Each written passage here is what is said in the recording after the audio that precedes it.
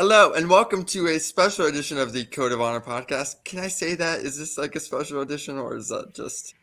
I think every edition is a special edition. This one's certainly special because I'm on it. And for those Oh, of you who don't know who I am the Jameus. I'm an editor at Bodyslam. I produce the Code of Honor podcast. I am joined today by our wonderful co-hosts. Well, one of them's wonderful. That guy is not. Rude. Post show for Supercard of Honor. Joining me is Kiley Fuller _ Kiley on Twitter. Our resident FTR stan. I'm sure she has a lot to annoy me with. And below, well, that sounds weird. Underneath me on the screen is Kyle Sparks at Kyle K Sparks on Twitter. One of you speak. I'm not good at this. Well, plug your own Twitter. Did you plug your Twitter? I did at the Jameus. Okay, so let's just jump right into it then.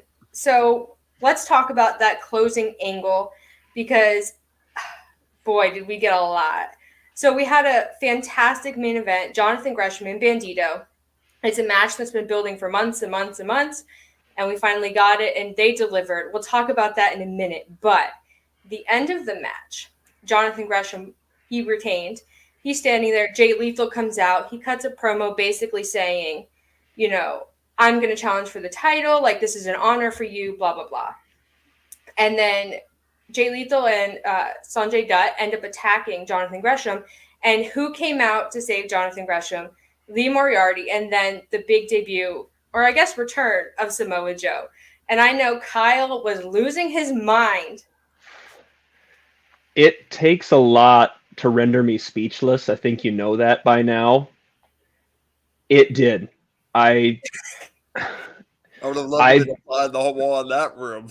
I kind of didn't want to allow myself to believe the possibility that Joe would be there, just because I didn't want to be mad at myself for failing to manifest something that I wanted to see. I was still recovering from not being able to manifest Claudio Castagnoli or Chris Hero earlier in the night, so I figured my record was just shot at that point. But Samoa Joe making his return to Ring of Honor after, I want to say, 6 years. I believe he was at Supercard of Honor in 2016. I believe it was Supercard of Honor 9. That sounds about right, yeah. And that was where he challenged Jay Briscoe for the world title. In that brief run, he did. He was NXT champion in 2015, so it had to be. He did have 7 or 8 years, ballpark. He did have a very brief run around that time, but yes, he challenged Jay Briscoe at one of the Supercards, and so I believe this is his first time back in several years. And suffice to say, the crowd didn't forget him. Absolutely not. There were massive Joe chants, Joe's going to kill you. And they did say on commentary, and I know Jameis missed this, they did say on commentary that Joe is going to be on Dynamite to talk about what happened. And Tony Khan also gave him the graphic. Samoa Joe is all elite. Do you know what's interesting, speaking of graphics? Yeah. I didn't realize until tonight, and I'm a big Wheeler Yuta fan. I didn't realize he hadn't gotten the graphic until tonight. I obsess over those graphics. I obsess over them. You obsess over a lot of things. Well, and we'll get personality. And we'll get to Wheeler Yuta in a little bit, but Samoa Joe stares down Jay Lethal, who looks for all the world as if he's seen a ghost. This is the ghost from Jay Lethal's past. Samoa Joe was the one who took Lethal under his wing years ago, back around 2004. Jay Lethal was seconding Samoa Joe when he lost the ROH World title to Austin Aries at Final Battle 04. Joe beat Lethal for the Pure title at Manhattan Mayhem in 2005. These two go way, way back. If I could butt in for a second, I thought that Jay Lethal, and up until Joe showed up, I was a little underwhelmed. I thought the finish was a little overbooked, and I'm not quite sure it did Gresham a lot of favors. but I'll say this.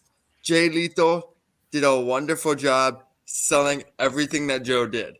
And the moment that Samoa Joe choked out Sanjay Dutt, which was really cool because it's been a minute since Sanjay Dutt's gotten physical on anything, which I'm interested to see if he's a piece for Ring of Honor going forward because he's a great piece to have just backstage and have around, especially after his WWE producer run, which he did fantastic at. Everything Lethal did to sell that Joe was back and Joe was here to kick ass was fantastic, and I just want to give him his props for that before I forget. Absolutely. I'm going to go ahead and say I disagree about the finish. I didn't think that it hurt Gresham in any way. In fact, I really enjoyed the way that they played with our expectations. As soon as, because even earlier in the show, when Chavo and Bandito cut the promo backstage with Denise, Bandito making Chavo promise not to cheat because he knows the Guerrero legacy, teasing it earlier in the match with Chavo surreptitiously sort of pushing him out of the way of the plancha. You know, your mind was moving that way, and they left you enough breadcrumbs to get you thinking that way. Only for Bandito to take a different turn and literally tell on Chavo Guerrero and get him kicked out. You know, I really enjoyed the way they took the trope and sort of turned it sideways. Oh no, I enjoyed that. I was speaking more so along the lines of the finish after the match.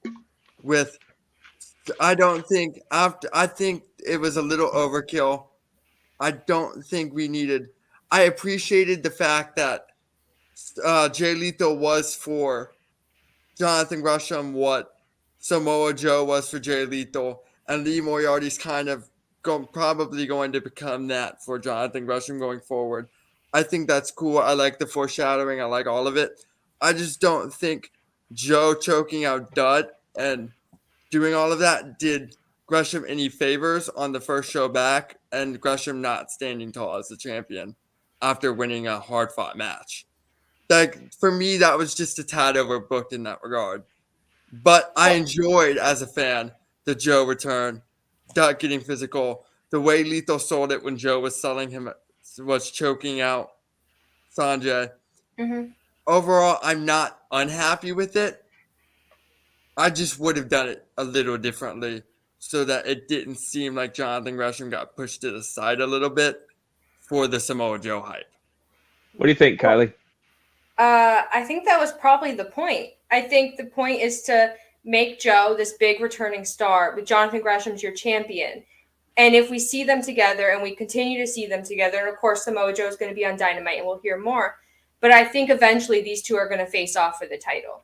And I think they planted the seeds for that classic Tony Khan style tonight. And I think that was kind of the point that Joe took the shine away from Jonathan Gresham, the way that Jay Lethal attempted to.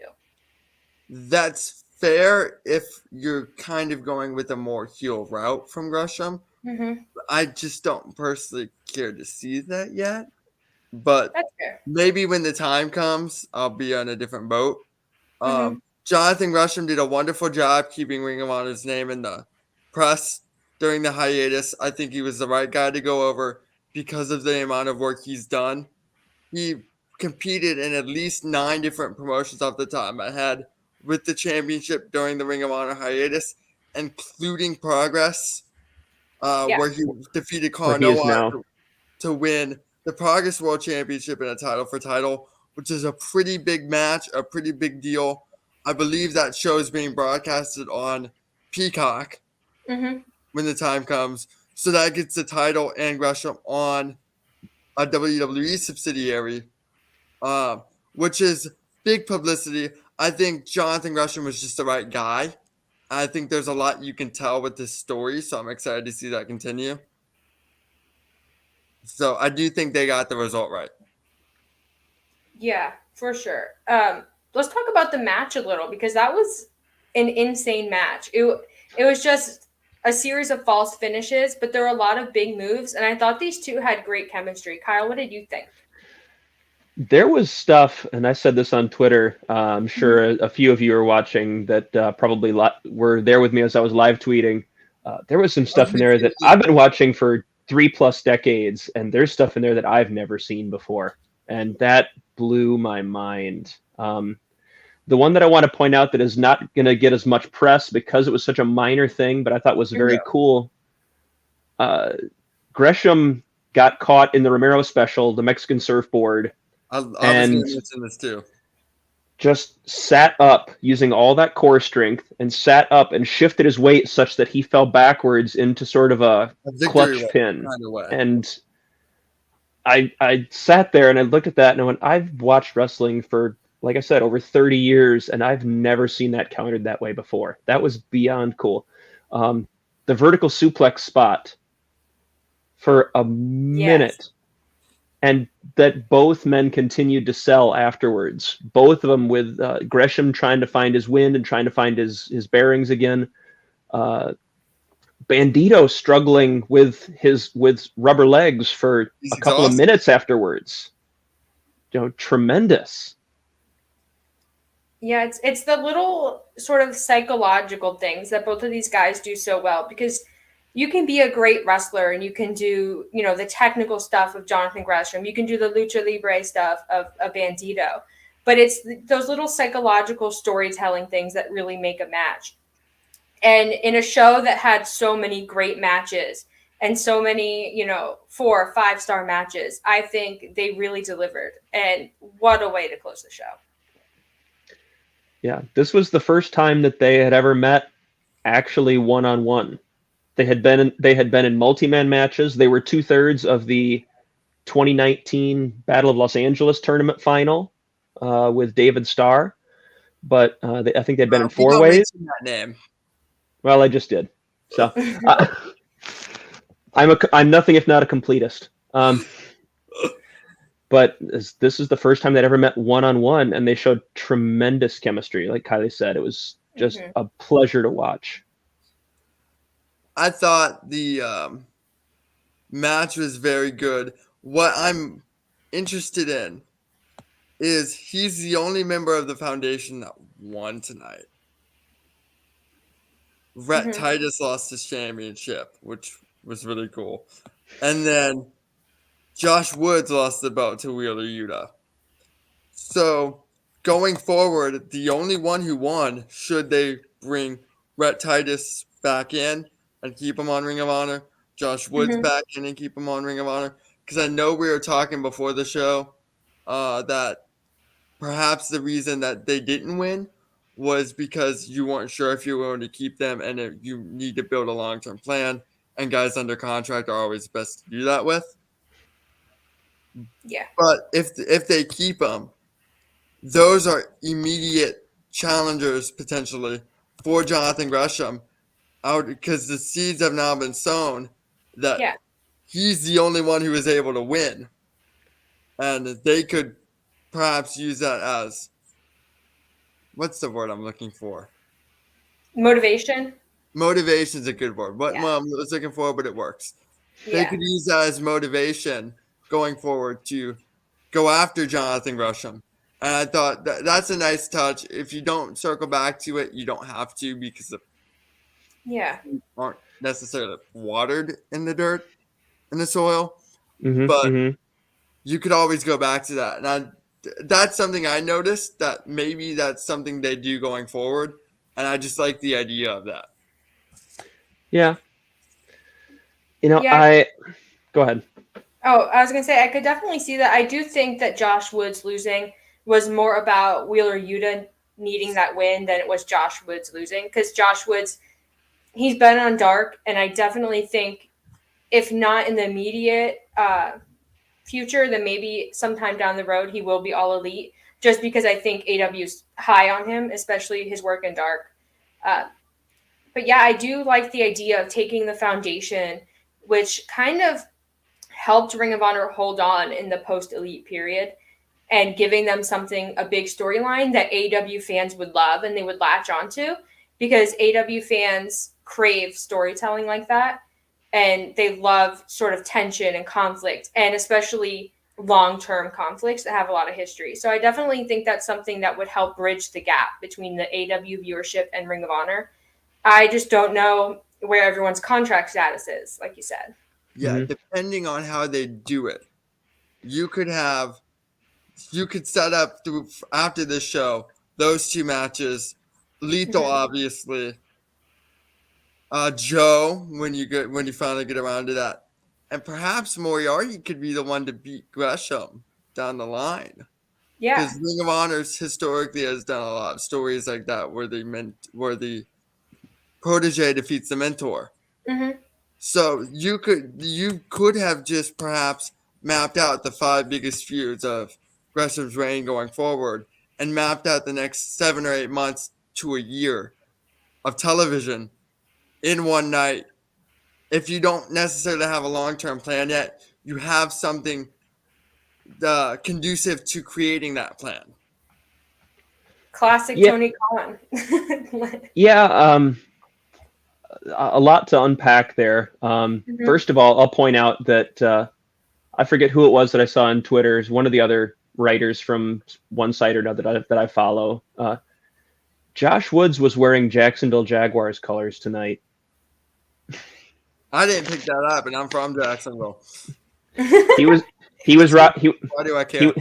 He was rocking the black and teal tonight. So, so as far as the foundation goes, I would hate to see them broken up. I love the group's dynamic. I love that they've finally found something that really fits for Rhett Titus. They've tried to repackage him and tried to do so many different things with him, from All Night Express to Addicted to Love to the pernicious rumors that he was in fact under the mask of the Romantic Touch, which was never proven. I love how all of these names have one thing in common. Yeah, but they finally, I really feel like the foundation worked for Rhett Titus, and they found something that really clicked for him. And I would hate for him to not be picked back up when this angle has some legs in it. But again, like you say, we don't know what the contract situation is for everybody. Jay Lethal is obviously going to be in the title mix at some point, which is a good spot for him. I don't know that he needs to be on top anymore. I feel like he's kind of been there and done that with everything there. But I think Lethal can occupy a similar spot in a new ROH, like a Chris Jericho is doing in AEW, like a 2005 through 2008 Shawn Michaels. Yeah. Yeah, in that vein. The title picture, but he never needed to win the title. Yeah, his credibility could do a lot there, especially with guys like a Moriarty, guys like if they bring him back, a Blake Christian. I got a lot to say about Blake Christian too. Those types of guys, working with Lethal can do a lot of good for them. And obviously, Joe being there is such an amazing boon to the promotion. And I really hope that he's ROH full time, not AEW full time. As much as I'd love to see Joe and Punk mix it up again, and maybe we'll get super lucky and get that, there's also a part of me that kind of doesn't want to leave the past with them. But it's exciting to see where it's going to go. There's a lot of paths, and I love that Tony Khan's style opens that up. Yeah, ROH definitely needed a big star like Joe or a Claudio or something like that. Just because you can put AEW talent on there, but there's no one to be the Chris Jericho of ROH the way Chris Jericho was for AEW. I'm glad Tony Khan had the foresight to go for Joe and get him on the show. I go for Joe. Look at you. I think Joe's the perfect guy. I think every promotion needs somebody like what Jerry Lynn's doing in AEW right now, or Dustin Rhodes, guys like that. And I think Joe could also fill that role behind the scenes and help everybody so much more than even we'd see on screen. And I think Joe's the perfect guy to do that because he's been doing that for so long in WWE the last couple of years. Yeah, the value for the player coach role is so big. Like Tommy Dreamer does it in Impact too, kind of thing. Guys who can step in the ring periodically, but are so valuable. Billy Gunn in AEW has done wonders with their tag teams. Like, there's something to that role. It's one of the most important roles in wrestling, and a lot of people don't give it the credence it warrants.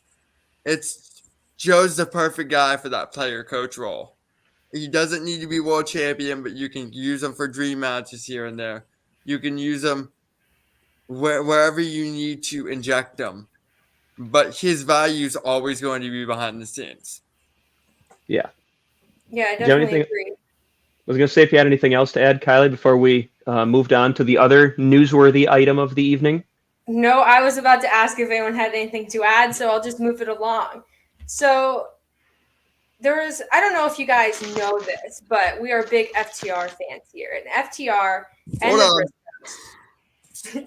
There you go. FTR and the Briscoes tore the house down. They had a fantastic match. And FTR are the new Ring of Honor World Tag Team Champions.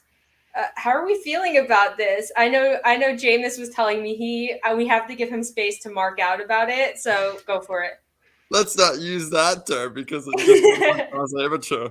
So I loved everything about this match. I put the phone down while I was covering Twitter and just watched this match. I believe I made a tweet for one spot in the match.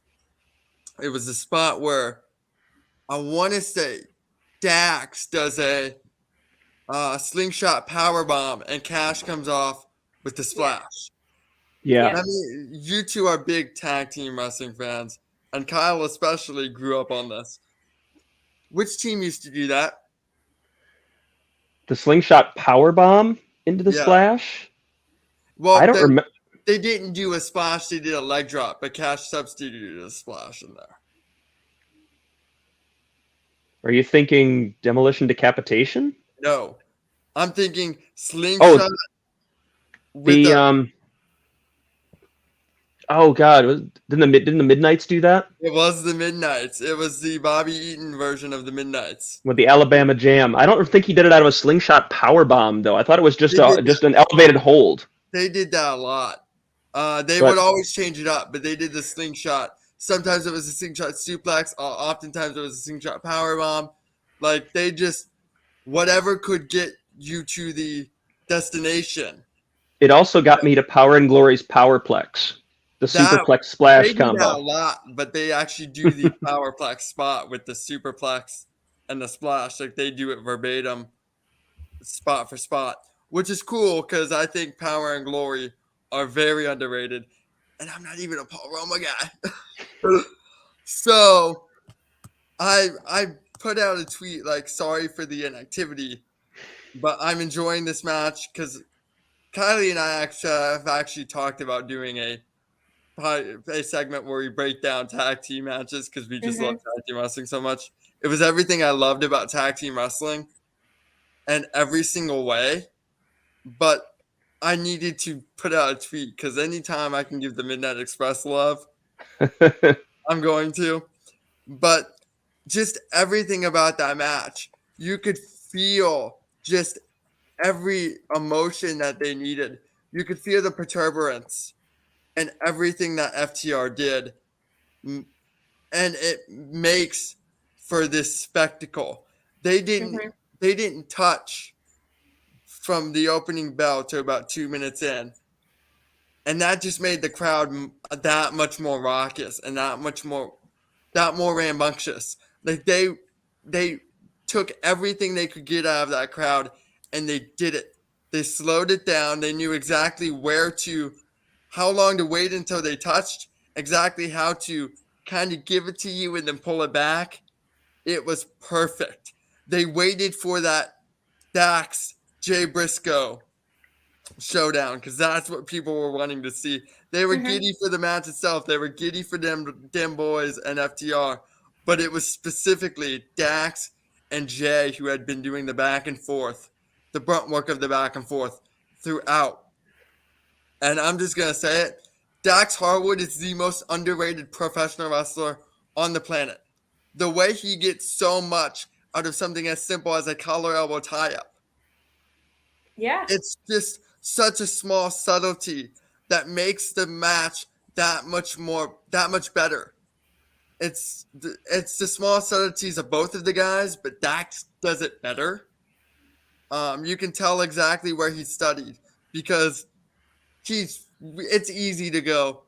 Dax Harwood studies Bret Hart. Like, it's obvious in just the things he does, the way he bumps, the way he paces his matches. I mean, maybe not match pacing is obvious because I'm the only nerd who looks at that. But getting that much out of a collar elbow tie up is straight up Steve Austin Bret Hart. Like, if you go back and watch their MSG match from '96, that entire first 5 minutes of Hart Austin, which is my personal favorite sequence of any match I've ever seen, is the first 5 minutes of the Survivor Series Bret Austin match. Like, I know I'm in the minority that prefers their Survivor Series match, but the way they got so much out of the lockups, that's the only other person I've ever seen do that much as Dax Harwood does every single time he does a lockup. It's when I believe it was Jay Briscoe was cut. The moment Jay Briscoe gets back in the ring, Dax immediately goes to town on his head. Those punches, to the average viewer, looks just like a couple of mounted punches. You know, it's simple. It doesn't reinvent the wheel, but it gets more color out of the cut. And you want the color for the visual for the rest of the match of the cut, or else the blade job is just kind of useless. Mm-hmm. And then he spread it on his hand, like as if he was soaking it in. This entire match was perfect. I loved everything that they did. I even loved that spot with the superplex. Hold on, there were two spots. The outside, which looks like such a dreadful bump, but there was a superplex spot where Dax sells his back after he superplexed him in the ring. Yeah. It's the small things. Moxley does that. Benoit did that. Bret did it when the story called for it, but Bret didn't always do it. In theory, a superplex, I know this is kind of a long-winded tangent here. The superplex, of course, is going to take more of your opponent who's flipping upside down, is more elevated. But if the impact from the canvas hurts your opponent, it should hurt you too. It's those small details of Dax Harwood's work that makes him so good. He hit a snap suplex into a leg drop combo. I believe I was telling Kyle that I was struggling to figure out where he took that from the other night when I saw him do it against I want to say Gun Club. I could be wrong. He does it a lot. I forget when I told you this. But the snap suplex is from Dynamite Kid, and the leg drop was Bret Hart styled. So obviously he took it from one of their matches. Don't know which one. They worked a lot in Stampede. They worked a lot when they first got to the Federation. So who knows which one? But the Hearts and the Bulldogs worked so infrequently. I finally figured out where I was reminded from that. But Dax Harwood, man, I'm giving that man every flower in the world because he is the most underrated worker on the planet. And I made a Twitter thread. He's like their Tully Blanchard. He's like their Beautiful Bobby. Every company needs a Swiss Army knife of a tag performer that can go in and have the best singles match on the card should they need to. Arn Anderson was the same way. I'm sure there's other guys off the top of my head. They're just not coming to mind. Ricky Morton was a solid singles guy, but not really, just a completely different style. So, of course, he's not going to come to mind when I'm thinking Dax Harwood. But every company needs that. It's such an important role. Billy Gunn was kind of that role in the 90s for WWE. There are other guys I just can't really think of a lot of examples on the spot. Every company needs that role, and he fills it perfectly. And it's so hard to be part of the best tag team on the planet, because I think they are. I think teams like Red Dragon, the Bucks are in the conversation, but I think it's FTR. Mm-hmm. It's hard, and then to flip the switch into singles because it's such a different animal on a whim whenever you're needed to and have the best match on the card. He's just an incredible performer. That's all I wanted to say. I know that's a lot. Is that all? Yeah, I just wanted to say, I feel like, and it's kind of silly to say in 2022, but I feel like this was a breakout performance for FTR. And let me explain. I think FTR, since their time in WWE and their AEW run too, if we're being honest, have been pigeonholed as these like throwback guys where like all they're good for is like imitating guys from the past. And they do pay homage to that. And, you know, they're very vocal about how much wrestling they watch, how they're students of the game, so on and so forth. But I think people forget how innovative FTR is. And when they're in a big match situation, like their first match against the Bucks, their match with Kenny and Kenny and Hangman, and then this match, I think they had to remind people that they are that good, that they don't just copy things from the past in the present. They do modernize the wrestling, but it does have an old school feel to it. And I think the Briscoes were the perfect matchup for them for this match. I think these two teams, there was definite emotion there. I think the crowd was really into it. I think the Dax suplex off the apron to the floor, that was my favorite spot of the entire match. But I think we got to give credit to the Briscoes because they were in this just as much as Dax was. And just everything about this, I loved. I was on Twitter. I was like, I think I'm going to have a heart attack because I was so invested in this match. It was everything. It was worth the wait. It was worth it for me. So to circle back to something you said at the beginning, the person I was watching with, I mentioned that they were working a Dem Boys style match, and they're so good at working the other opponent's tropes into their finishes. Like you mentioned the Young Bucks match. The psychology of the Young Bucks match is great because the finish. Were you at that show? Yes. Okay, I was too. I don't think that's the show we sat near each other. No, it wasn't. So the finish where Cash Wheeler does a springboard 450, which he had never done on television before. Yeah, and misses, and then gets caught with the finisher. It was him trying to wrestle a Young Bucks match that, out of desperation, that cost them. And it was the psychology of the finish that he had to stoop, in his mind, to their level to put them away. And you could kind of see it with the Briscoes tonight. And that's what makes FTR so great, is they work to the opponent rather than hit their spots. Now, hitting their spots is great. The way the Briscoe took that big rig was one of the best I've ever seen. But, and I agree that the Briscoes are a perfect opponent for them because the Briscoes are throwbacks too. You put the Briscoes in 70s Portland, 70s Memphis, 70s championship wrestling from Florida, and they fit right in. Not only do they fit right in, they probably fit in better than they do in the modern wrestling landscape.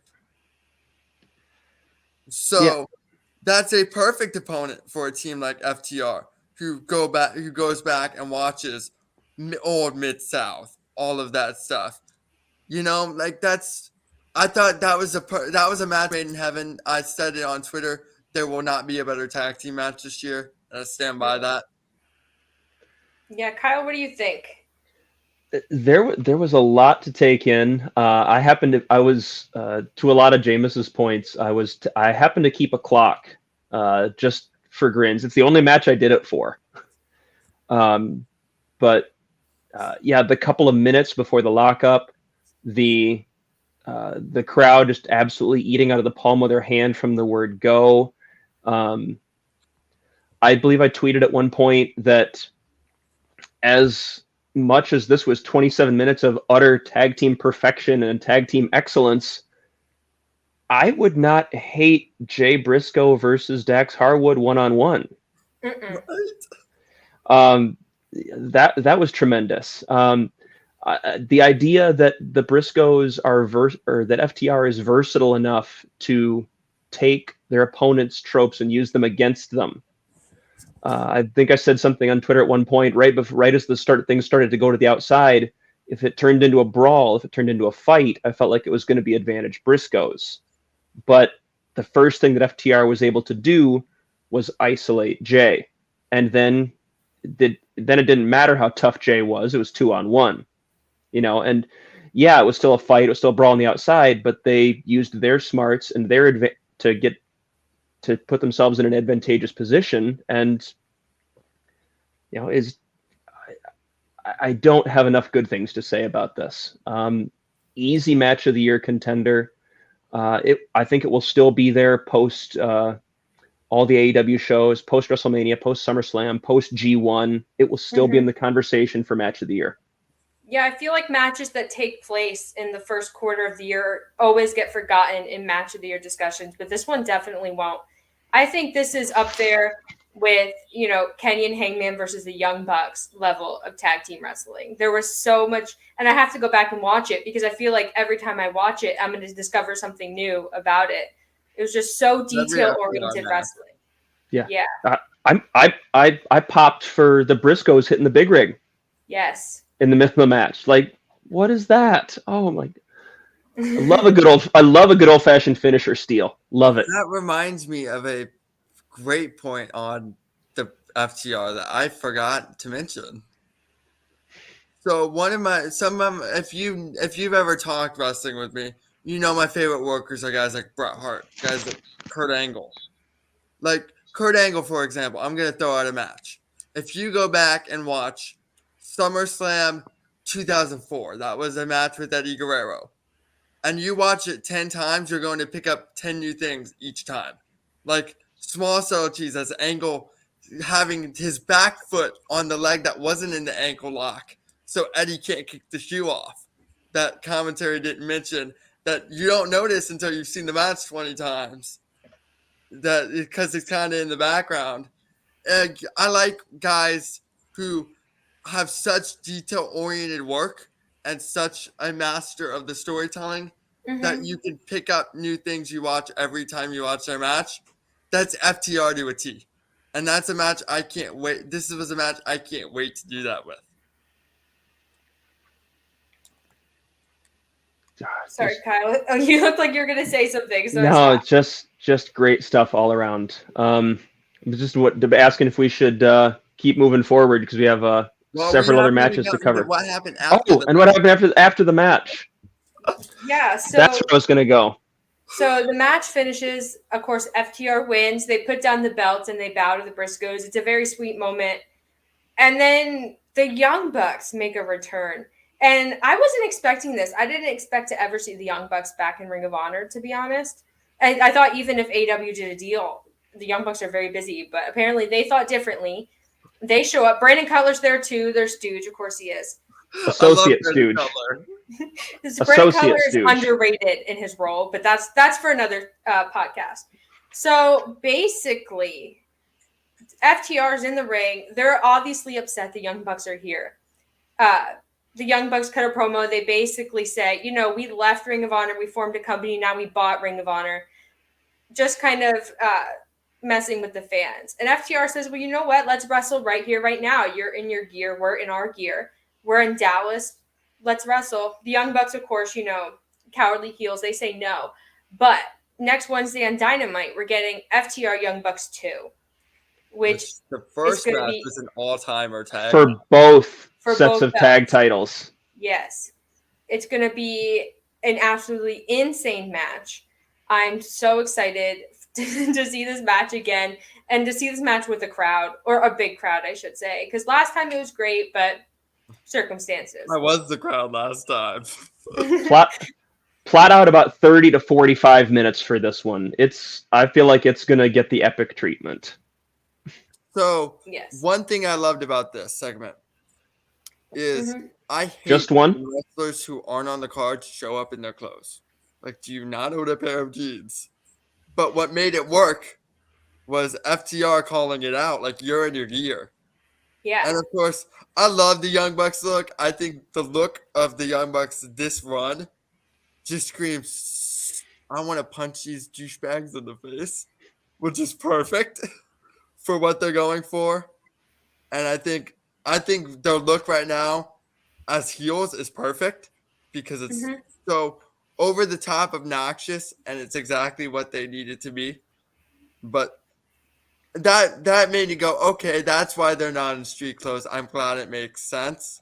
What I want going forward is then to do an actual Ring of Honor run where they go, yeah, we're the reason you're out of business, and just like until they get their comeuppance, which they'd have to get their comeuppance for it to be anything decent. They just act like Ring of Honor's beneath them and they're wiping their feet on the company. I think it'd be great. Well, Matt big timing all over them with the with basically saying, yeah, if you want to watch us, you have to watch AEW on TBS. Like that's such a dick move, and I love it. It's so good. I don't think we'll get the Young Bucks in Ring of Honor just because I think the Elite story with Adam Cole and Kenny is a bigger deal. But I wouldn't be opposed to it. So, any final thoughts on the Young Bucks, FTR, the Briscoes, or Brandon Cutler? So I do think we're getting the Young Bucks and Ring of Honor, and I'll tell you why. They didn't go after FTR. They went after the Briscoes, and I don't think we're getting the Briscoes in AEW. That's fair. So I didn't think the Briscoes were going to be in Ring of Honor going forward, and that's why I thought FTR was going to win this match. But I do now, and I think there's an obvious blow off between the Bucks and the Briscoes. Kyle, you're the Ring of Honor history buff. At least that's your gimmick on the show. Whoever your producer is does a lot of work fact checking, but we'll pretend that he does it for this. So Okay. how the Briscoes usually got the advantage on the Bucks, right? And the big matches. In general, yeah. The Bucks had. Go ahead. No, continue. No, the way I remember it, yeah, the Briscoes usually wound up getting one over on the Bucks in the in ROH.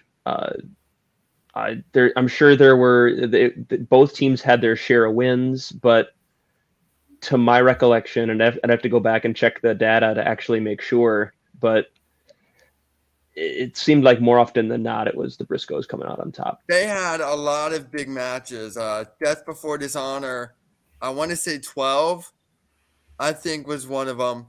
They had the Final Battle ladder match with, I believe, Sky and Kazarian in 2018, the ladder war. The Briscoes won all of these matches. I believe the Bucks won Final Battle 2016. I believe that's the only time the Bucks beat them in a big match in Ring of Honor. And you could go down the list of 15, 16, whatever, however many times they faced the Ring of Honor. The Briscoes got them almost every time. I know for a fact the Bucks won in Final Battle. I think that's the only time the Bucks beat them. So there's with the Bucks trying to prove that they're the greatest tag team of all time on this run. The Bucks beat them 2 out of 3 falls at Honor Reigns Supreme in 2017. They fought to a draw at Final Battle in 16. It looks, I believe, or the Bucks might. No, it wasn't a draw. I'm sorry. The Bucks beat them in 16. But yeah, the vast majority were the Briscoes coming out on top, which even despite that history, it seems like a really odd choice for the Bucks to come back here and go after the Briscoes. If you're going to position them as we're too good for this company, well, then why bother in the first place? So what you do now is now that both titles are on the line, I think the Bucks are winning Wednesday. And I think that forces them to be in Ring of Honor. And while they're on this run to prove they're the greatest tag team of all time, the one tag team historically that has their number, they get to beat, and that's coming for them. Yeah, I just you could have done that with the Briscoes, though. I agree. Yeah, that's the catch. That seems like a lot of extra steps to go through, because ultimately what you're proposing would result in the Briscoes getting the belts back. Yeah. So what was the point of any of this? I mean, all the matches are going to be bangers, which will be great, but and I definitely think FTR, there's more in store for them with the belts, especially if they're going to get a new manager. They're out of the Pinnacle. They're turning face, all that sort of stuff. I don't think they lose the belts a few days after. Are we ready to kind of move on from this? Because I have a perfect segue for this. Ooh, okay. What do you got? So on this show, now that FTR are the new Ring of Honor Tag Team Champions, and they need, there's right now we don't know what Ring of Honor's tag team division looks like. We do know one team, and it's Tully Blanchard's new clients. Tully Blanchard Enterprises. And they just left FTR like that. Like that's the obvious next pivot after the Bucks. To me, is the Khan and then Toa Leona. Streets of Agony, yeah. Like,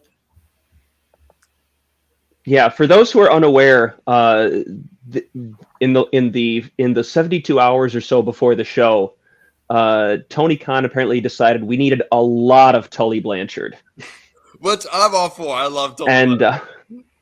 And we got promoted that he would be debuting a mystery tag team on the pre-show, the 0 hour pre-show, with against the reunited Shinobi Shadow Squad of Eli Isom and Cheeseburger, who is apparently no longer going by world famous CB. He's still world famous. It's just no one's arguing that, but screen name. And that he would later debut a talent on the main card against Ninja Mac. We'll get to that one in a moment, but there was a lot of speculation. I had actually let myself believe that it could be somebody big. I am an unabashed Chris Hero and Kings of Wrestling Mark. I needed a hero. I did not get one, but that's okay. And he debuted the Gates of Agony, which woof on that name. I'm sorry, but Kiley, what did you think of this? I thought this was great. I think this is a great use of Tully. If he's not going to be with FTR, he does need having him be sort of a mentor role like Arn. I think is really interesting. It's a really interesting use of him, especially if he's going to be in Ring of Honor.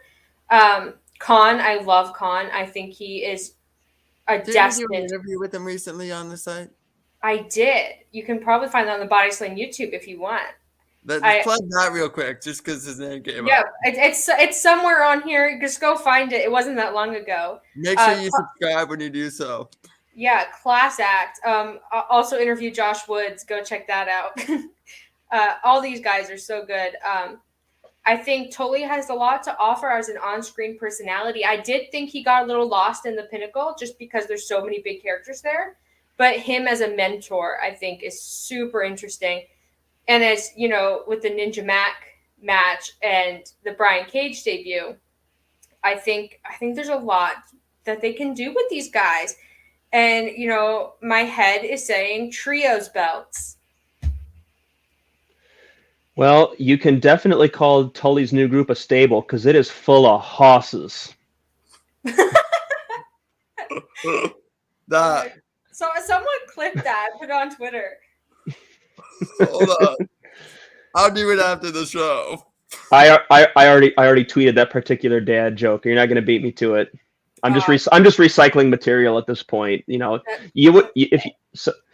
I want people to follow me, but now if they're hearing it, this is the kind of stuff I say on my Twitter. Now I'm going to lose followers. It's going to be bad.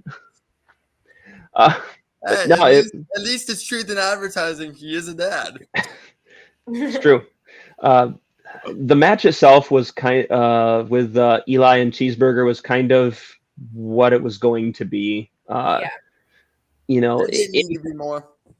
I mean, anytime you get the kind of mystery debut, you're sacrificial lambs at this point. It's, you know, it's just what it is. It was good to see them back together. I think there's mileage in them as a tag team. The act is solid. Although Eli was very close to breaking out on his own when ROH went on hiatus, he was doing very well for himself at that point. And, you know, I like him as a tag team. I think they both work as singles. You know, these are the kind of versatile acts that you really are going to need to fill out a roster. And I hope both stick around. I thought Isam and World Famous Cheeseburger. Got to get used to that again. So I think Isam and Cheeseburger both did a wonderful job bumping and making them look good, which was essentially what their roles were in this. Both were great bump guys. Both know how to sell. That was the right team to put against them. I would have liked to have seen, especially since I like Isam and Cheeseburger, I would have liked to have seen them get more offense, but I understand why they didn't. The match didn't call for it. The match was what it needed to be. They made them look good, which is the whole point. Mm-hmm. It was the same situation with Ninja Mac and the other reveal of Brian Cage as well. Dope.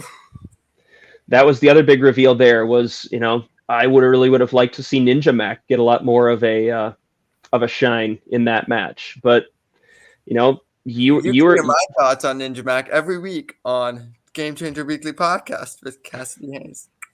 There you go. And you think you're bad at plugs. That was tremendous.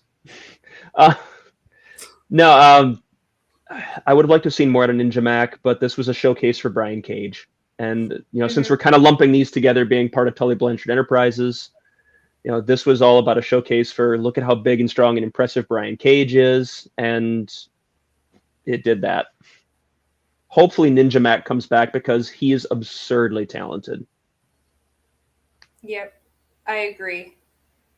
So do we want to talk about the first match of the main card? I mean, let's talk about the next biggest story. Wheeler Yuta is now All Elite, and he is the new Ring of Honor Pure Champion. I love this. I think he's a perfect fit. We're just bouncing all over the card now, huh? Yeah. Well, we started bouncing all over the card, so I might as well stick with it and not confuse people. Or confuse me. I've always confused it anyway. Well, let's knock out. I'm going to knock out the rest of the results of the pre-show real quick, so we'll get that going. We'll try to establish some kind of a sequential order going on here. Early on, Colt Cabana and Blake Christian got a short match to kick off the 0-hour pre-show. Colt, of course, dates all the way back to December of 2002 with Ring of Honor. Had a long run, multiple world title opportunities. I believe 2-time ROH Tag Team Champion with CM Punk. So it was good to hear the old music again. It was good to see him in the colors again, not in just the Dark Order gear. And you know, so that was a great little nostalgia pop, and I enjoyed that. And Blake Christian was, of course, his usual, you know, fantastic self. I would selfishly love to see him locked down to Ring of Honor because it's the show I cover, along with Kiley. But the devil, I'd already gotten that up. There you go. But who knows what the situation will be for Blake Christian. He did get a win on Dark recently, so it's entirely possible that Tony's kind of keeping him close. We'll see what that entails. There was a lot to like about Blake Christian in this match, specifically on small things, like whenever he'd run, he knew when to just kind of stumble a little bit purposely to kind of continue with the story. I would like to see Blake Christian more. I think he's the perfect Ring of Honor guy. Though my one gripe with this match was you could tell Colt was thrown off on the finish because Christian fell over onto his back after on the spot where Cabana usually runs into the roll-up. Other than that, it was a really fun match. Yeah, he likes to go for the Superman after the Chicago skyline, and that didn't happen. But that's a minor quibble. Anything on this match, Kiley? There wasn't a whole lot there, but I just love Colt Cabana. That's all I'm going to Boom, boom. say. There you a lot of go. people had an issue with it. They thought Blake Christian should have got, a better showing, but it was fun. Just have fun, people. Enjoy it. It's true. We got some women's division action with AQA taking on Miranda Elizae. Really solid stuff here. Miranda was on a tear, had a great run in the Women's World Championship tournament before eventually losing to Roxy in the finals. So it was good to see her back and just looking great. AQA is going to be a star. She is. That was only her 45th professional wrestling match. Yeah.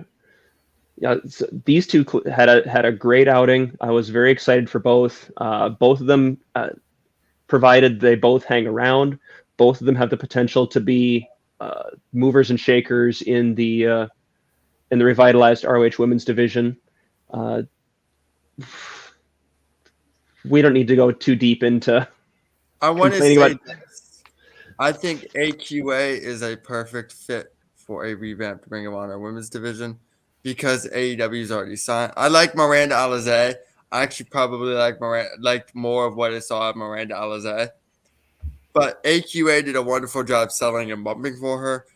You could tell where AQA needs more seasoning. But again, that was only her 45th professional wrestling match, and that's not a lot of experience.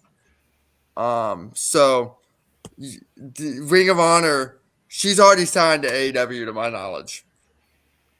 She should not be on main TV yet. But Ring of Honor gets her in front of a crowd. It gets her in front of an audience. It teaches her where the cameras are, stuff like that. So this can only benefit AQA being a main player in Ring of Honor before going back to AEW. Yeah. Both of them are tremendous talents. I hope they both get locked down moving forward. I'm going to be honest here. I'm also trying to not get my hopes up too high about the Ring of Honor women's division until I'm proven otherwise, because, we've all spoken at length, and Kiley, I know you have especially talked about the track record there. AEW's women's division too. Well, that's exactly the point, and it's the same creative force at this juncture as far as we know. So there's ample cause for concern as to whether or not, this promising start with this and the match on the main card with Willow and Mercedes Martinez. Okay, great. How do you build on that?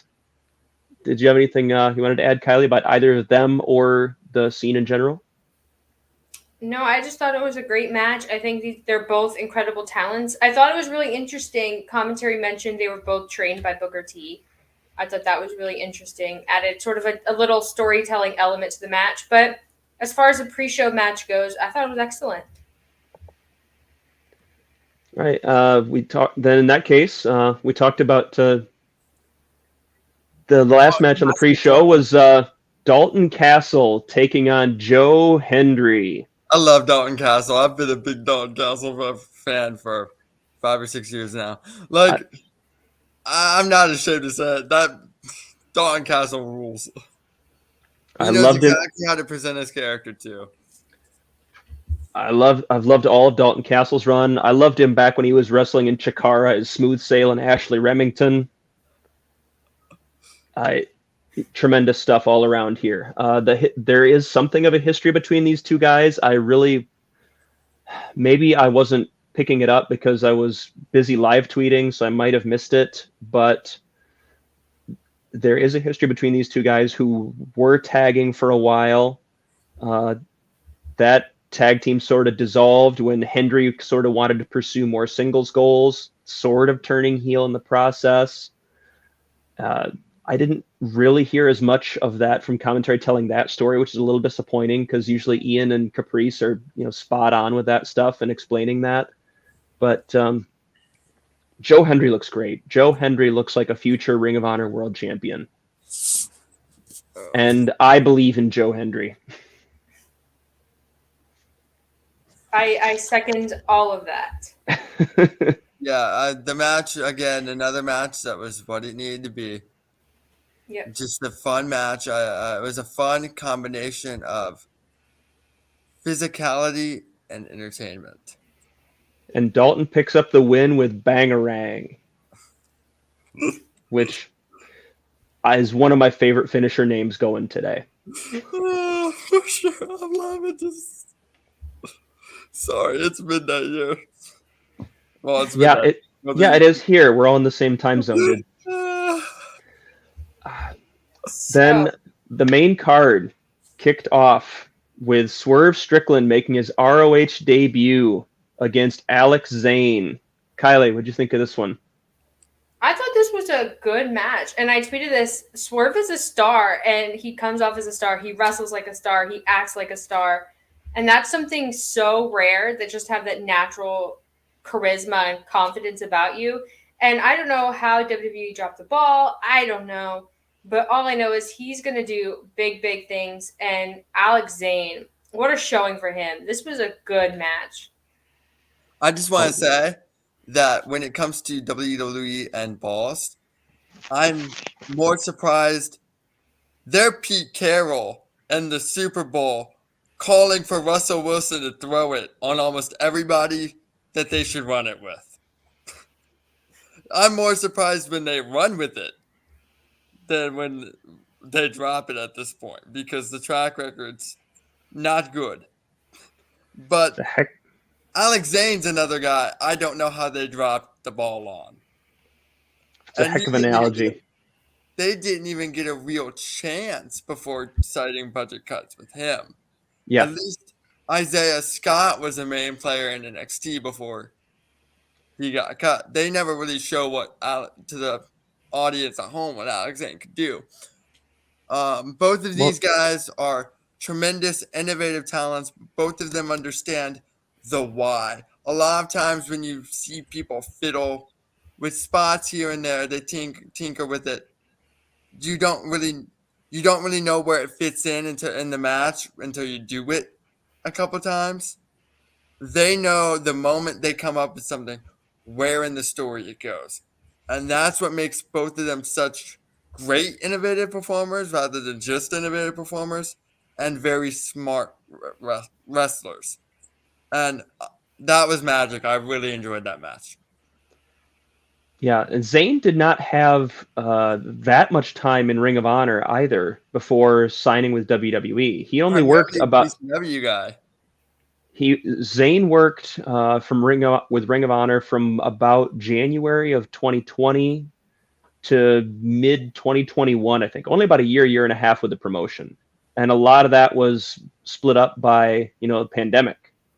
So he's a guy who's been there, but it doesn't really feel like he's been there. So a very interesting talent to build around moving forward potentially.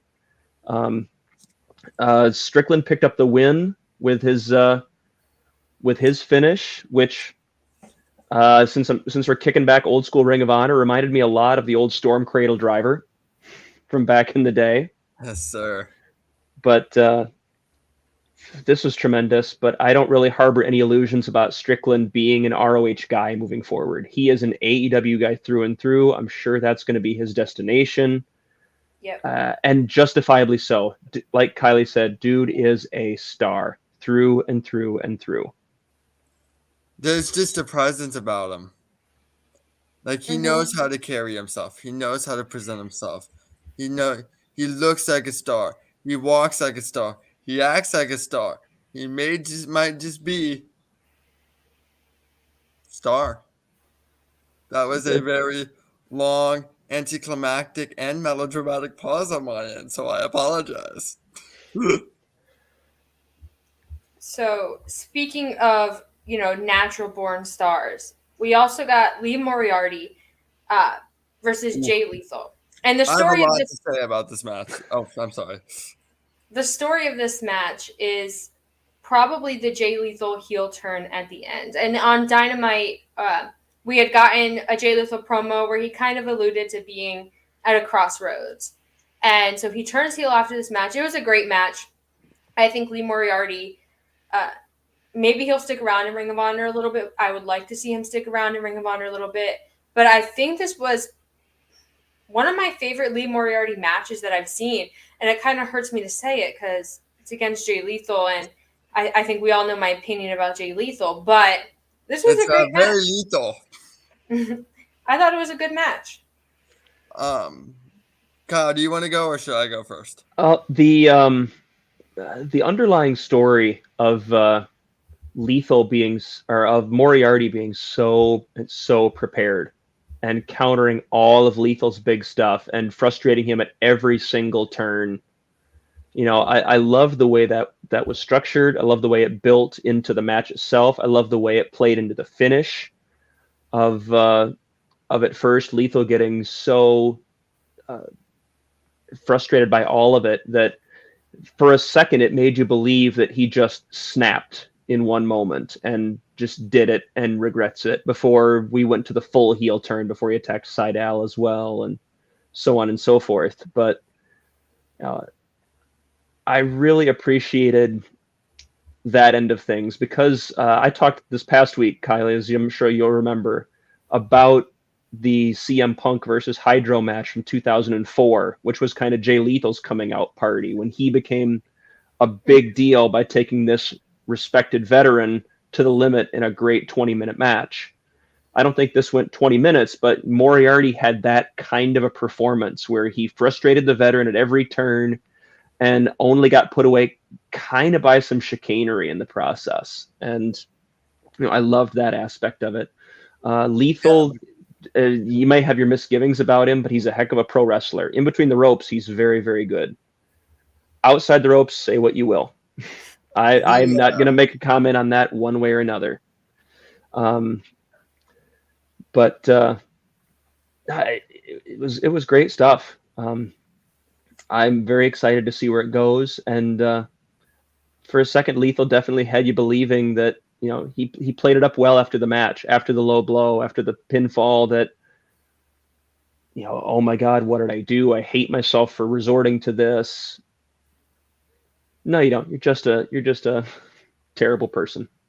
So for me, and actually, since I like to throw in his name every time I get a chance, the difference between this and the Hydro match is Lee Moriarty didn't team with Dixie earlier in the show. No.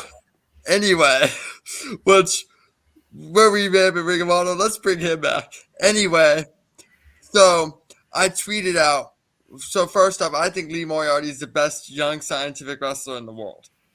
And it's hard to say that with Yuta and Garcia. I actually saw Moriarty put a match together before the match happened this time last year with Edith Surreal. And just the way they practiced it is still ingrained in my brain. It was so mesmerizing. But it was from that moment I went, okay, Lee Moriarty's going to be a guy. And he's the best scientific wrestler in the world. He's innovative in how he does it. But for me, it was that finishing sequence. I love the entire match. I think small things like Lee Moriarty's knee buckling, so he decided not to run the ropes.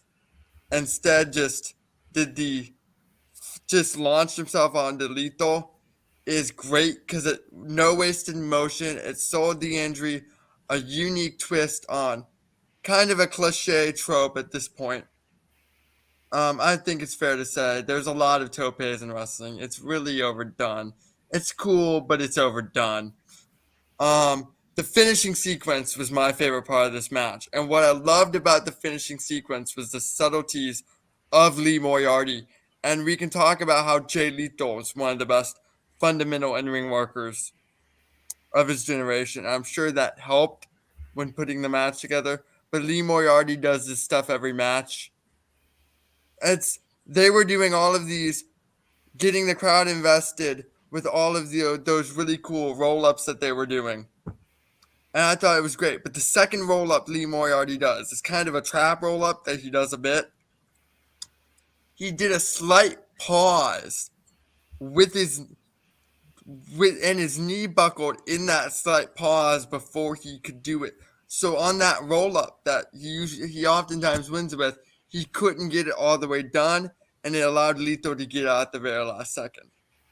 That small detail, that small, just very small window was perfect.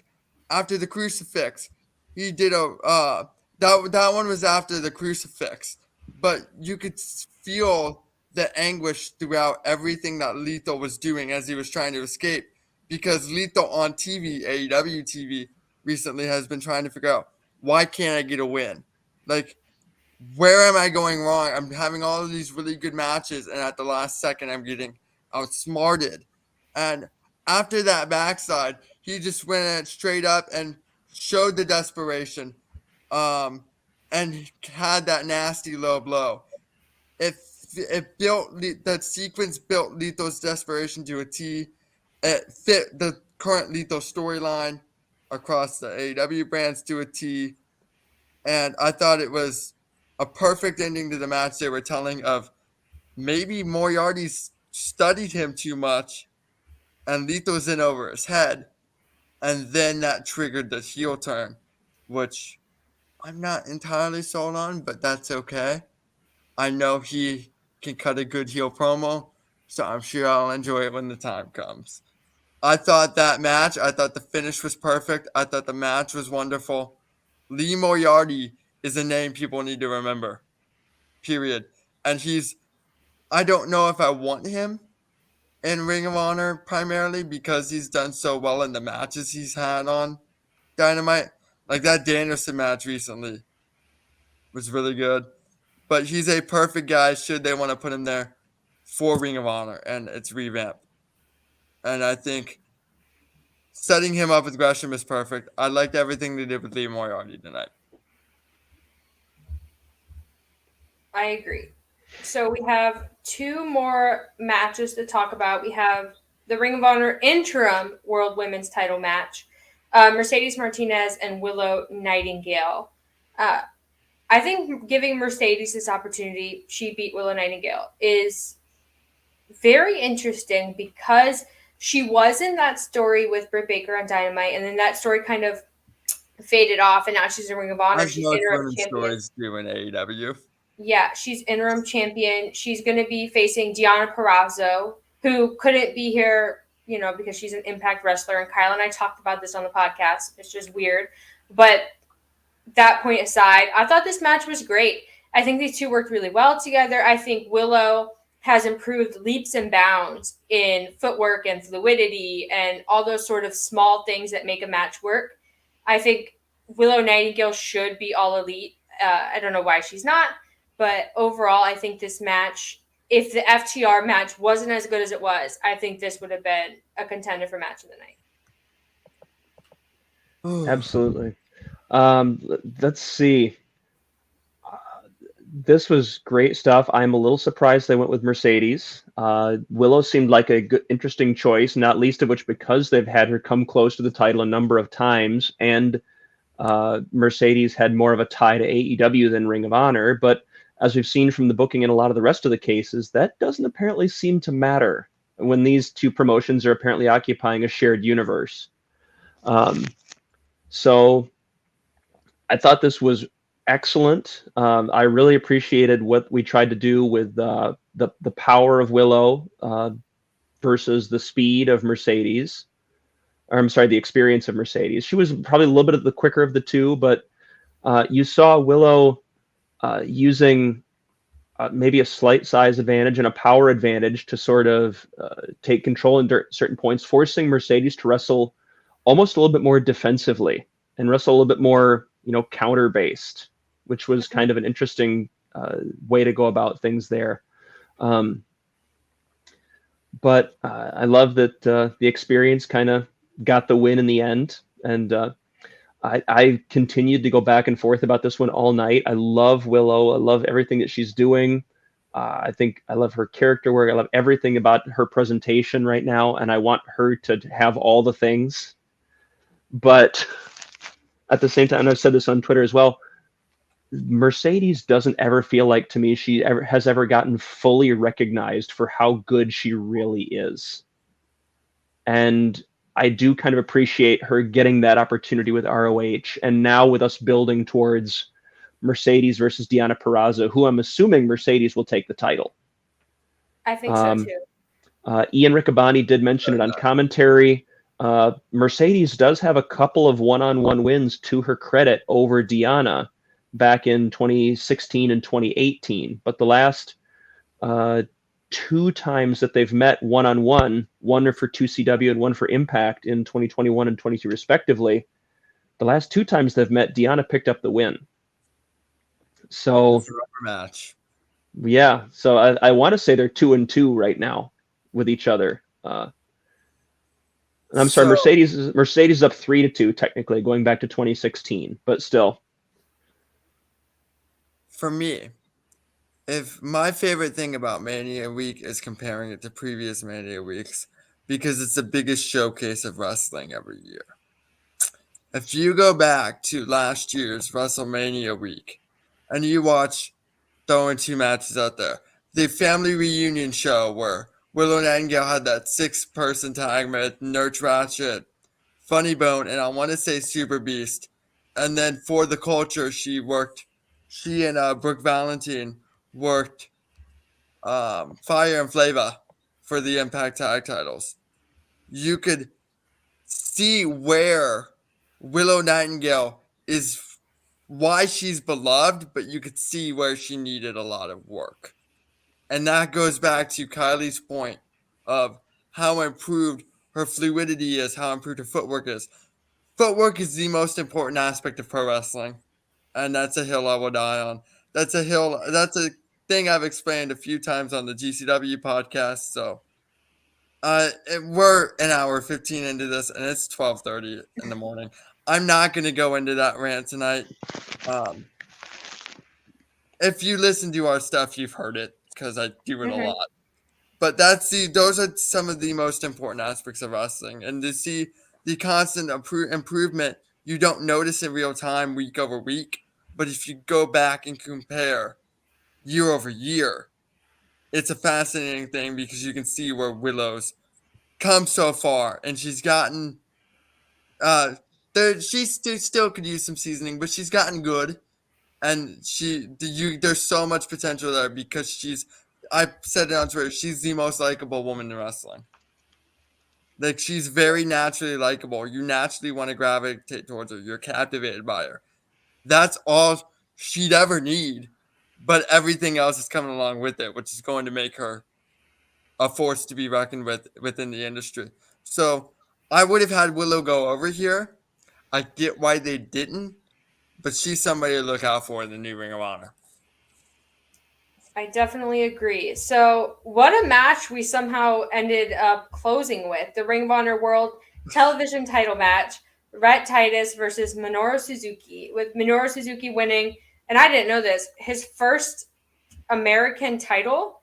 And This man has wrestled in America for so long, and he's never won a title, but what a title to win. I think the television title has a lot of history, and it's really prestigious. We talked earlier a little bit about Rhett Titus and the foundation, but let's talk specifically about this match. I think Suzuki looks really great, but I think Rhett Titus, I think this was a great performance for him, and I think he really stepped up. I feel like he knew he had to step up to Suzuki's sort of brawling, violent level, and the crowd was really into it. I was into it. It was just great fun.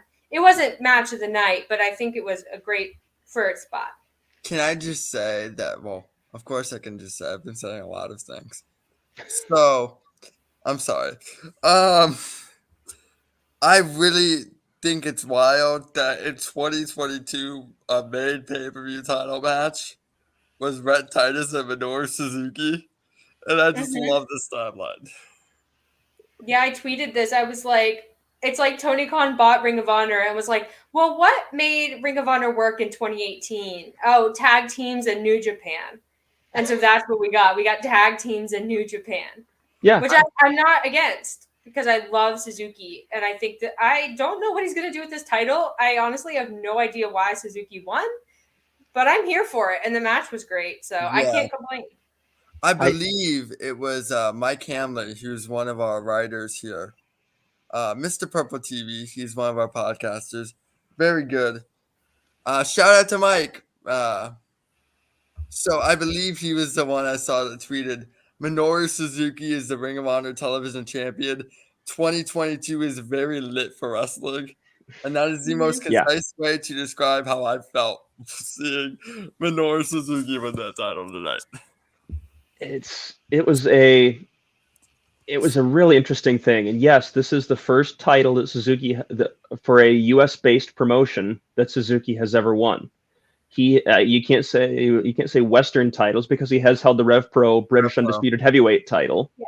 Yeah. He's obviously won titles throughout Pro Wrestling Noah, New Japan, All Japan, world champion in all of those.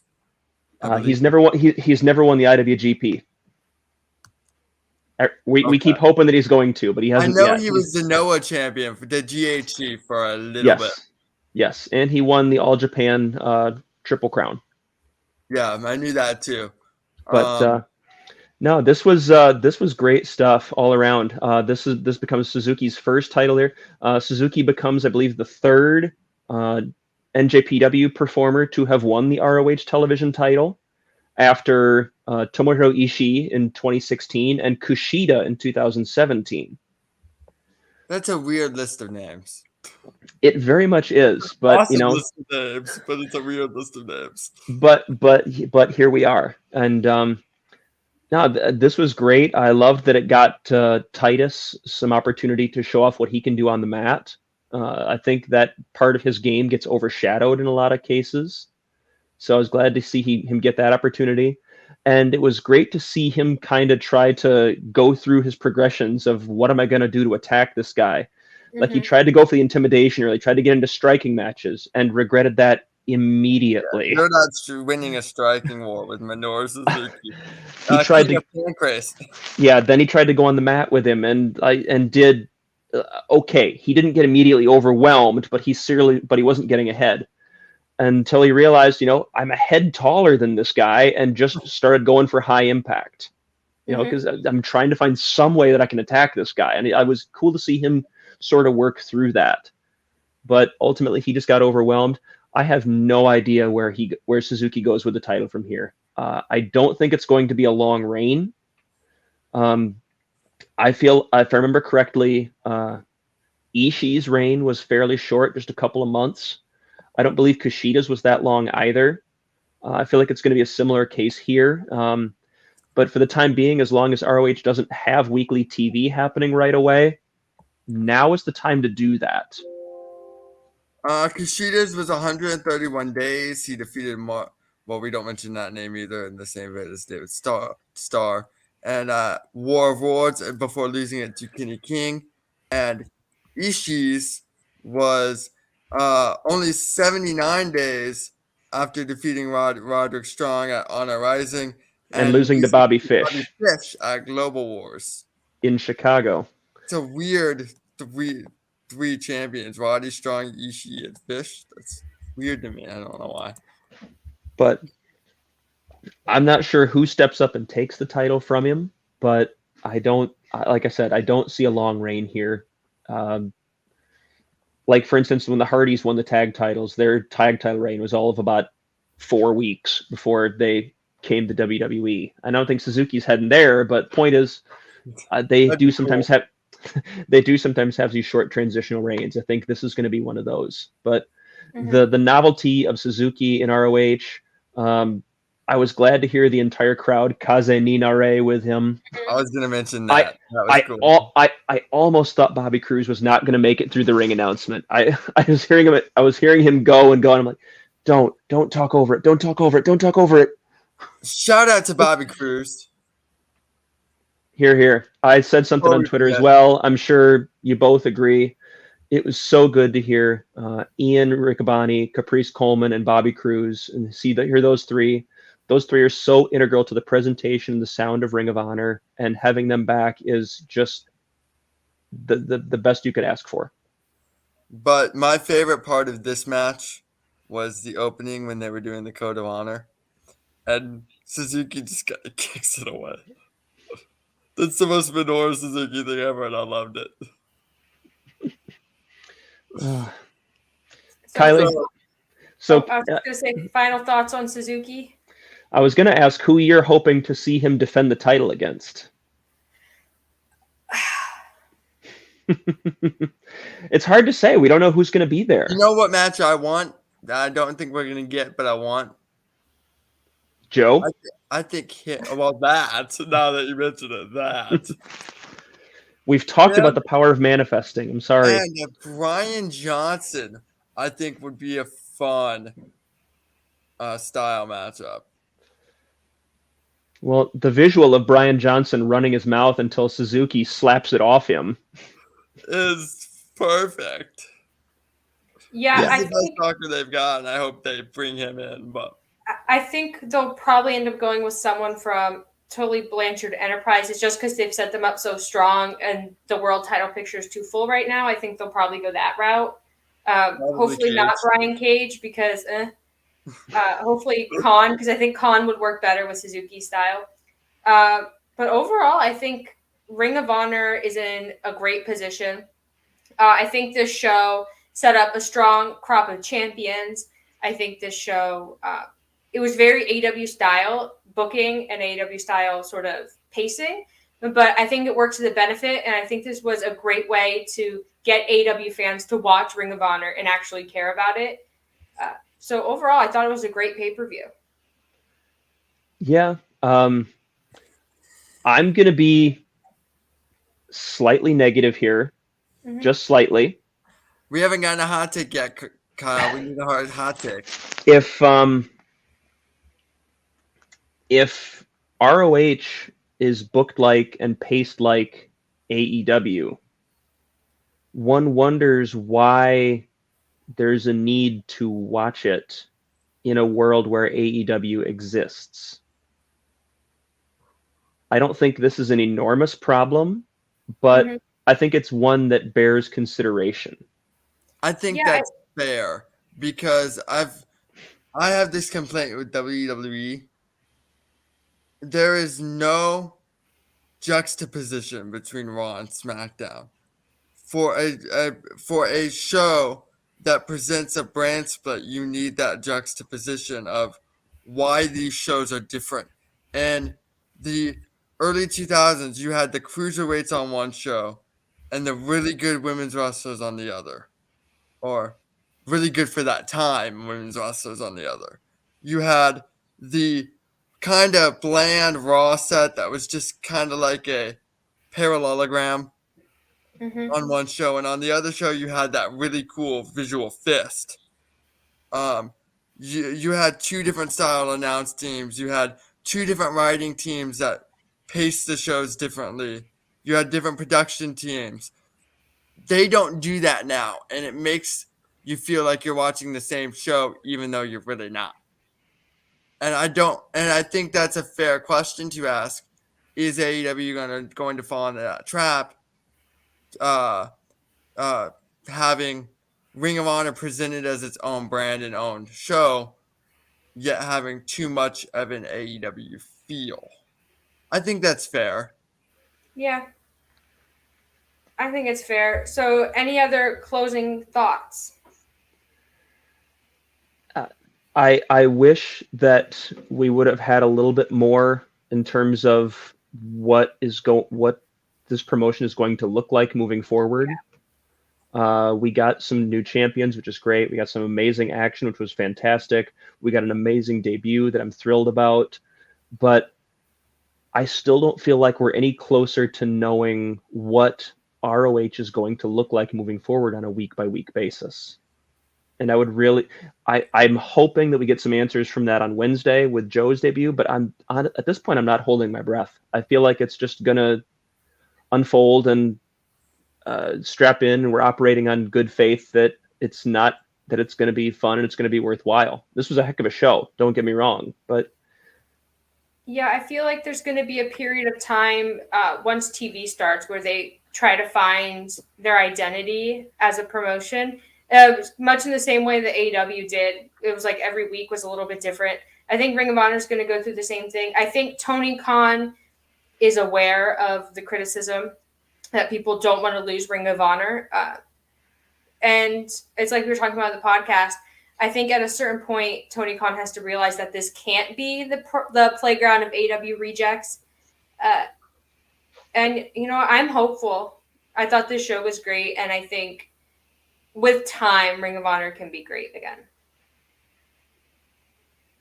I think my final thought is I talked a lot, which probably took away from this.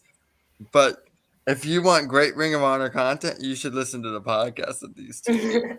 Every Monday, 3 Eastern. Hold on, let me find the banner. Where's my banner? Hold on. I don't know. I haven't been paying attention to the banners tonight like I usually do because I've been more focused on this. Every Monday, 3 Eastern, this show. Y'all do excellent. Wonderful stuff. I don't know if we haven't really discussed if we're doing it this week, so we probably should. I don't know if this doubles as this week's episode or whatnot because this is a busy weekend. But usually we would have recorded last night. But every Monday, y'all, or every Thursday, and it airs on Monday, y'all do a fantastic job. And I'm stoked for the new Ring of Honor because I get to help you guys bring that to the table. And that's something I look forward to every week now. Y'all do wonderful. And I think everybody listening should absolutely check it out. Thanks. I appreciate it. I will say I saw a few people tonight talk about how this was the first Ring of Honor show that they've bought. This is the first one that they've seen. And I've been saying every single week on the podcast, I'm going to continue to say it. This is such a good jumping on point. Jump on this bandwagon. Come with us on this ride. Mm-hmm. Kiley is amazing at what she does. Jameus is a fantastic producer. This is so much fun to do. Kind of playing it. Come on along. Phrase fantastic, but I don't take compliments, but I'll take this one. Just we're running out of time here. So Kyle's super humble, but he's also incredible. He's a great Ring of Honor historian. Send him all your questions on Twitter. He'll answer them. Speaking of Twitter, you can follow me on Twitter at Fuller_Kiley. You can see me every Monday on the Bodyslam YouTube channel doing Code of Honor podcast with Kyle. You can also see me every Sunday at 5 p.m. on Fightful Overbooked for Demo Divas. We talk all things women's wrestling. We have definitely a lot to talk about this week. But last week, we did a deep dive into AEW's women's division, discussed a lot of the problems with it, some of the specific issues we see with certain talent. So if you're interested in that, definitely go check it out. I think it's very relevant for Ring of Honor discussion. It was so good, you guys. It really was. I cannot recommend them enough. You can find me on Twitter at Kyle K. Sparks. I was so good at keeping my directions straight through this whole thing. I screwed it up at the end. You can follow me on Twitter at Kyle K. Sparks. I'm here every Monday at 3 Eastern with Kiley doing Code of Honor podcast. I write for Bodyslam. I was breaking all the stories coming off of Twitter about the late breaking match announcements. Follow me on Twitter where I'm usually live tweeting AEW Dynamite and AEW Rampage and whatever else I might be watching at the time. So come find me. If you have anything that you want to hear about on the show, anything you want to ask about, anything you want to suggest, leave us a message, tweet at us, let us know. We're always interested in talking Ring of Honor with people. Come on and join the ride. Follow at Code of Honor Cast on Twitter. Follow at BodyslamNet on Twitter, Facebook, YouTube, Instagram, TikTok, all the things. Twitch, Bodyslam is everywhere. We have t-shirts for sale. I believe our Sam Chats is still up, but I don't know what that is. Cass hasn't really explained that to me. So I'll plug it anyway because apparently it's important to the monetization. So you can support just people who like talking about wrestling like the three of us and the other people at Bodyslam and on our network. We have a lot of great podcasts coming up. I personally did a lot of work with Tea and Tights recently. We just uploaded an interview with SoCal Val, Simon Miller from What Culture recently. Dan and Andy do a fantastic job with that podcast. I'm glad they bring me on a lot too. I do a lot of just around Bodyslam. I'm an editor. I produce a lot of podcasts. You can see my personal show, Game Changer Weekly. We didn't have one this week because life's been hectic, and my co-host, Cass Haynes, best co-host in the world. I hope you're feeling better, man. Gotta put you over at least once in the show, or I don't want you to text me tonight. So, I hope he's feeling better, but him and I usually do Game Changer Weekly, where we go over the happenings of all major news and post-show stuff like that with GCW. I'm a writer here at Bodyslam, though I don't write much. I'm focused primarily on editing other people's stuff because that takes time too. You can follow me on Twitter at the Jameus. I'm a nerd. If you didn't notice from this podcast, that alert the presses. I'm not. So I talk a lot about music, every genre. I like everything. A lot about film. I'm very pretentious with that. I plug my letterbox on Twitter a lot. I post pictures of my pets. I talk a lot about other sports. If you don't want to wrestling, don't follow me, but follow me on Twitter. I think I'm a very entertaining follower. Most of my followers don't agree, but there's that. Wonderful being joined by Kiley Fuller. Again, at Fuller_Kiley. You can watch her with Kyle on the Code of Honor podcast every week, Monday at 3. You can also see her stuff on Fightful. Demo Divas, I believe, is the name of it. Yeah. Originally ADHD Divas, but she does a lot of wonderful work here too. Kyle, Code of Honor podcast every week. Breaking news on bodyslam.net. Every time there's something big with Ring of Honor, he does wonderful Ring of Honor coverage. Be sure to follow both of them because if not, you're missing out.